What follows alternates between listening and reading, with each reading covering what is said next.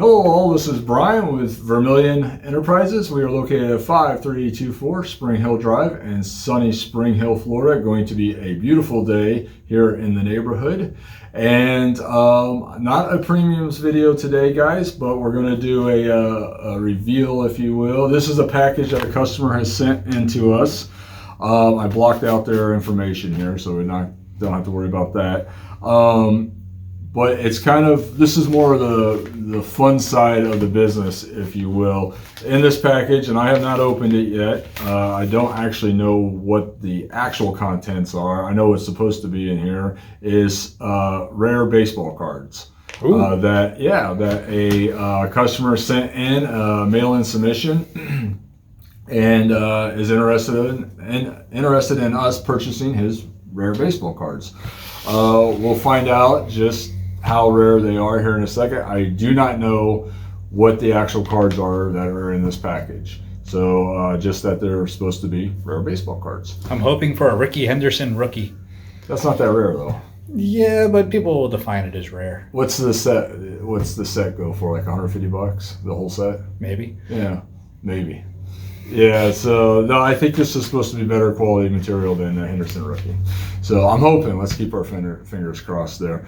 On that note, all right. So first of all, I know a lot of guys are going to zone out, guys and gals, because this is supposed to be mostly about bullion, which it is. But this is, we got to add something in a little different every now and then to keep things fun. Did you see the new size of the bases that they're putting out for Major League Baseball? And they're getting rid of the shift and the pitch clock. Well, that's a major benefit of being down here. At a single A level, you see every experiment before it gets up to the majors. Yeah. And runner on second for extra innings.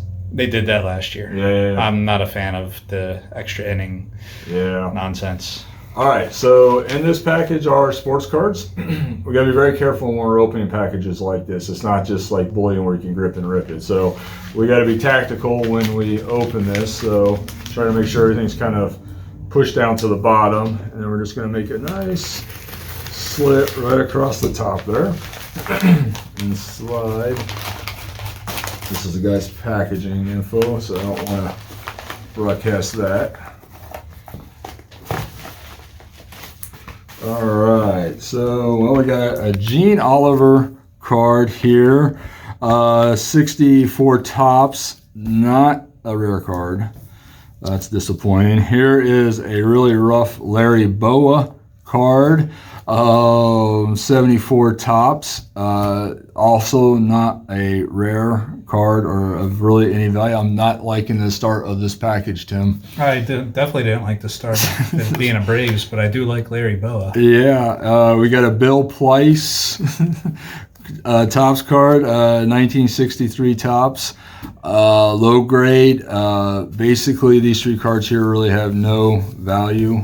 Little to no value, especially given their condition. So we're not. It's not starting out good. Let's put it that way. I would say that's a strikeout. That's a strikeout there. Here is a Zach Thomas. If you're a Miami Dolphins fan, this is what we call a patch or a relic card. It's got a swatch of his uniform embedded in the card. Can you see that right there? Yes, sir. All right, that's coming up, and that is so this is what they call a patch or relic card. Sometimes they call it a jersey card, and so you see on the back, certificate of authenticity. The enclosed piece of jersey was cut from an authentic jersey personally worn by Zach Thomas in an official NFL game. The authentic game-worn jersey was obtained and is guaranteed by Don Ross Playoff LLP, who is the manufacturer of this card. All right, so when you're looking at cards, what do you look at condition-wise? You see all this white around the edges. Let me get this out of here. All right, you see all this white around the edges here. That's what we call chipping or loss of gloss. That really devalues the card based on its condition. So, unfortunately, not a valuable card. Kind of a cool card, especially if you're an older Miami Dolphins fan. Zach Thomas was a beast on the field, but value-wise on the card, not good.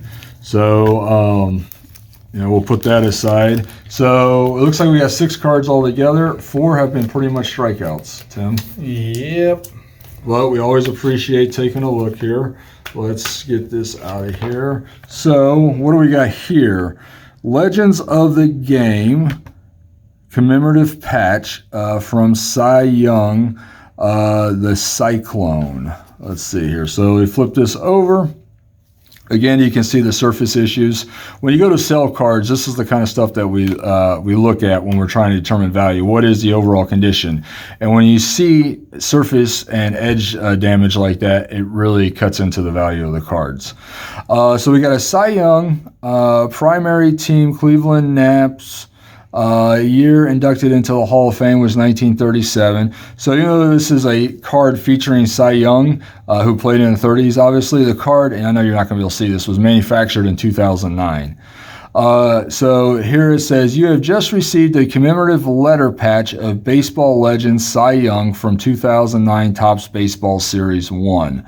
Topps pledges to bring you closer to the game and its leading players. So, this is, and you see the loss of the surface damage there at the edge of that one. This is the type of material we do like to buy. We would prefer to see it in better condition, but even though this is a Cy Young technical card, it's not one from his original period of play, and so the card really doesn't fetch that much money, especially in the condition that it's in. And you can see on this one that they made 50 of these cards, and this is number 10 of 50. That's coming in all right. Yes, sir. All right. So they put a serial number on the card, so you know what the actual limited edition number is. So, a card like that just is not going to fetch that much money, even though it's a Cy Young card, and mostly based on the fact that it's only from 2009, and also its condition is not great at all. A card like that would probably grade a 3 or a 4 if you were to actually send it into PSA. Now we got something that might be a little bit cooler here. Let's see. So this is, I know it's in plastic, so we'll try to get it to where it shows up the best we can, is a 1-of-1 pieces relic, a shoeless Joe Jackson baseball local post. This is like a Joe Jackson card throwback and made into a stamp. 1-of-1 piece, so that means that this is the only one of this card that was made, and it's called, the manufacturer's calling this the Bar. It was this came probably in some box where they were doing a giveaway, and whoever that was guaranteed it authentic. You can still see it has a sealed sticker on it. It has not been cut. It hasn't been attached or detached. You see it's a 1-of-1. It says, congratulations, you have received a 1-of-1 pieces relic card. This card features an authentic relic from the subject listed below, shoeless Joe Jackson, 1917 World Series champ, 1917 U.S. Army officer, appointment letter relic. So appointment letter relic. I don't think I've ever heard of that one before. Can't say I have. Yeah, so I'm assuming this is appointment letter relic. Something that they, this is probably, I guess, part of the letter that they cut out that was issued to Joe Jackson that said he needed to go to be enlisted in the Army, I guess, is what that refers to. That's what it sounds like to me. Yeah, and so... that's pretty cool. Yeah, it's kind of cool, right? It's interesting. That's something that you don't see every day in the hobby.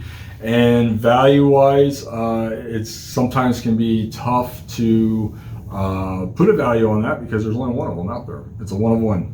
And so it's kind of hard to say, okay, what is the value of a card like this? And this comes down to the value of something like that is whatever both parties in the transaction think it's worth, right?